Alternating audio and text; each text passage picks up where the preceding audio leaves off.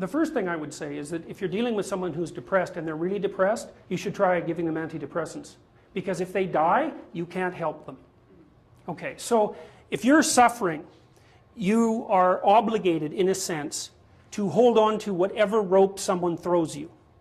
And one of the things I do with my clients all the time, especially if they're really in trouble, is to tell them, look, I don't know exactly what's going to help you, but don't arbitrarily throw out any possibilities because you might not have that luxury. Antidepressants help a lot of people, and there are technical reasons why that's the case.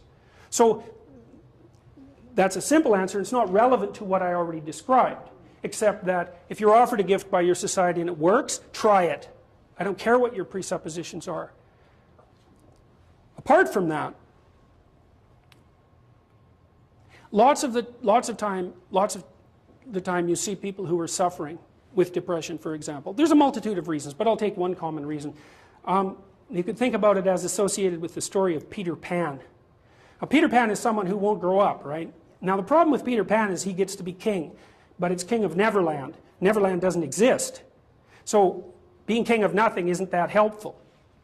Well, one of the things that you often see with people who suffer from depression, and I'm not making a blanket statement about the cause of depression because there's lots of them, is that people who don't have enough order in their life tend to get overwhelmed.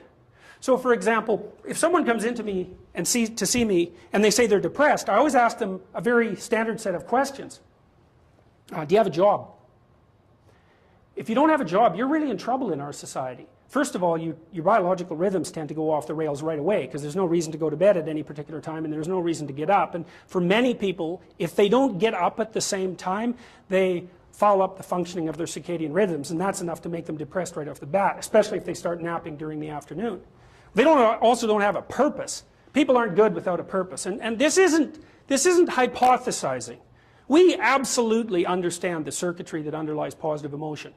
We know how it works. Almost all the positive emotion that any of you are likely to experience in your life will not be a consequence of attaining things. It will be a consequence of seeing that things are working as you proceed towards a goal you value. That's completely different. And you need to know this because people are often stunned, for example. They finish their PhD thesis and their presupposition is that they're going to be elated for a month. And often instead they're actually depressed. And they think, oh, what the hell? I've been working on this for 7 years and I handed it in and what do I do now? And that's what depresses them, right? It's the what do I do now? Well, they're fine if they enjoyed it, pursuing the thing. As long as it was working out, they get a lot of enthusiasm and excitement out of that because that's how our nervous systems work. Most of your positive emotion is goal pursuit emotion. If you take drugs like cocaine or amphetamine, the reason they're enjoyable is because they turn on the systems that help you pursue goals. That's why people like them. So if you don't have a job, you got no structure, that's not good. Plus, you tend not to have a point. So you're overwhelmed by chaotic lack of structure and you don't have any positive emotion. Well, do you have any friends? So sometimes you see people who are depressed, they have no job, they have no friends, they have no intimate relationship, they have an additional health problem, and they have a drug and alcohol problem. My experience has been if you have 3 of those problems, it's almost impossible to help you. You're so deeply mired in chaos that you can't get out because you make progress on one front and one of the other problems pulls you down. So one of the things I tell people who are depressed is like, don't sacrifice your stability. Get a job, even if it's not the job you exactly want. Get a damn job, you need a job. Find some friends. Get out in the dating circuit. See if you can establish an intimate relationship. Put together some of the foundational items that are like pillars that your life rests on. Well, that's the practical thing to do. So that's one example with regards to depression.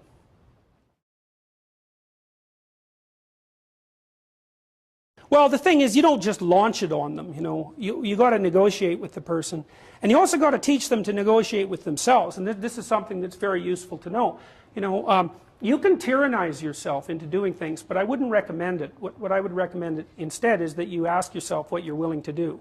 It's a really effective technique. It's like a meditative technique. So, for example, you can get up in the morning and you can think, well, you know, I'd like to have a good day today, so I'd like to go to bed tonight without feeling guilty because I, you know, didn't do some things I said I was going to do, and I'd like to have kind of an interesting day. So you got to fulfill my responsibilities, and I want to, you know, enjoy the day. Then you can ask yourself, well, okay, what would I have to do in order for that to happen that I would do?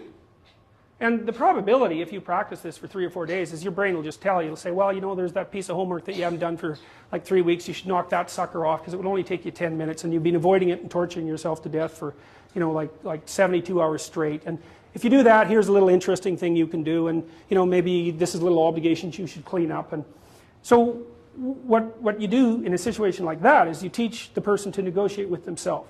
Say, well, let's figure out what your aims are. You've got to have some aims, whatever they are. And they might say, well, I'm so depressed I don't have any aims. And then I say, well, pick the least objectionable of the aims and act it out for a while and see what happens. Because sometimes your emotional systems are so fouled up that you have to pretend, you have to act the thing out before you can start to believe it. I mean, people always assume they have to believe and then act, but sometimes that's true and lots of times it isn't.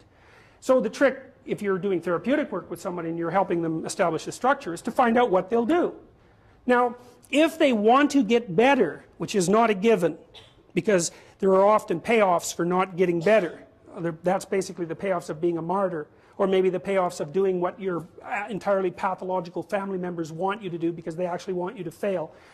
Assuming you want to get better, there's usually something you can figure out that would constitute a step towards some sort of concrete goal. And my presumption, it's a behavioral presumption fundamentally, is that small accruing gains that repeat are unbelievably powerful. So, you know, this is another thing to know about in your own life. It's something I learned in part from reading the writings of Alexander Solzhenitsyn, who's a great Russian philosopher and novelist. You know, he said, you can look at your life and you can see what isn't right about it. I mean, all you have to do is look.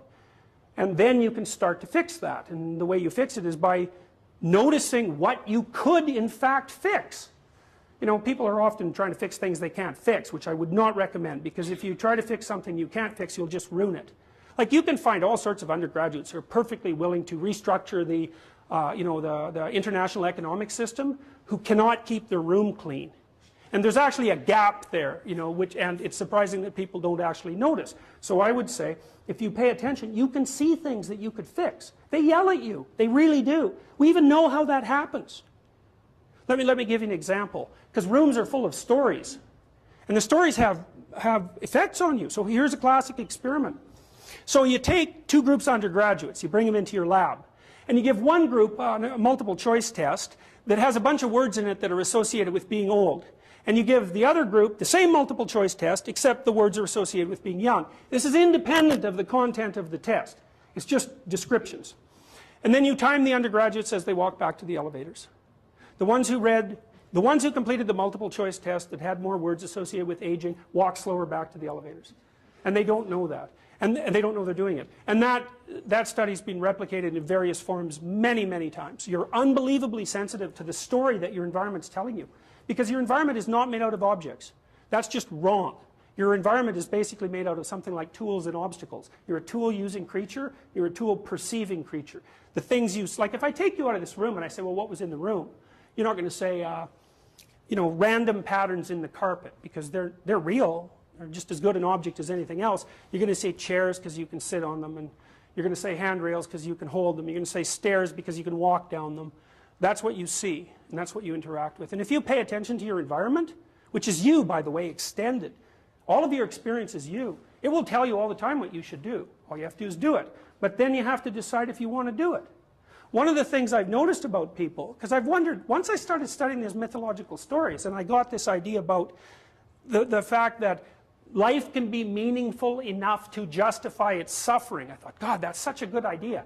Because it's not optimistic exactly. You know, some people will tell you, well, you can be happy. It's like, those people are idiots. I'm telling you, they're idiots. There's going to be things that come along that flatten you so hard you won't believe it. And you're not happy then. And so if life is to be happy, well, in those situations, what are you doing? Why even live? But life isn't to be happy. If you're happy, you're bloody fortunate, and you should enjoy it. You should, because it's the grace of God, so to speak. With regards to meaning, I thought, well, people know when they're doing something meaningful. They can tell. So why the hell don't they do meaningful things all the time? It seems obvious. You could do it. I mean, it's hard, you know, because other people want you to do other things. And it's a struggle, but everything's a struggle. And then I thought, well, oh, I get it. I see why. It took me about 10 years to figure this out. People have a choice. Choice number 1. Nothing you do means anything. Well, that's kind of a drag, right? It's meaninglessness of life and all that, existential angst. you know, that's kind of a pain. But the upside of nothing that you do is meaningful is you don't have to do anything. You've got no responsibility. Now, you have to suffer because things are meaningless, but that's a small price to pay for being able to be completely useless. The alternative is everything you do matters. Really. If you make a mistake, it's a real mistake. If you betray someone, you tilt the world a little more sharply towards evil rather than good. It matters what you do. Well, if you buy that, then you can have a meaningful life. But there's no mucking around. It means responsibility. It means that the decisions you make are important. It means that when you do something wrong, it's wrong. Well, do you want that?